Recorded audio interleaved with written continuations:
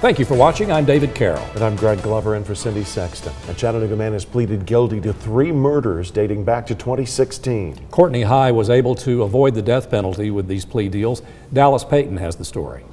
David Gregg, criminal defense attorney Robin Flores says once a homicide suspect is indicted, it's usually for first-degree murder. Flores says the district attorney then has a certain time frame to make a decision on if they are going to seek the death penalty or not. Criminal defense attorney Robin Flores says in most cases, the district attorney and senior attorneys in the office will gather the facts and review the case before making a decision on the death penalty. If the decision is made to do so, the defendant must be notified.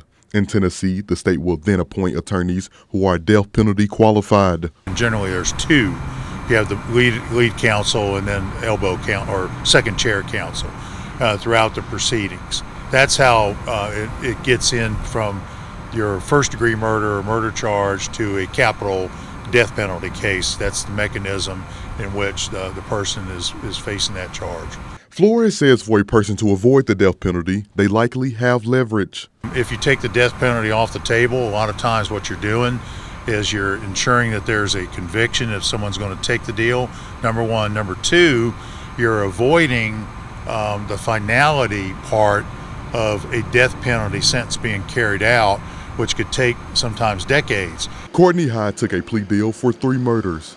For Jericho Jackson, he pleaded guilty for first-degree premeditated murder. For Bianca Horton, he pleaded guilty to especially aggravated kidnapping and first-degree felony murder. And for Marquise Jackson, he pleaded guilty to second-degree murder. Flores says he's unsure of how this plea deal came about, but he says it's not uncommon for a person to take them to escape the death penalty.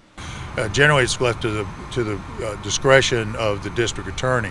And so I've seen that from time to time in other jurisdictions where you're using that as a bargaining chip. I mean, let's face it, Courtney High has been on the docket for a long time. Although he took those plea deals, Courtney High was sentenced to life in prison.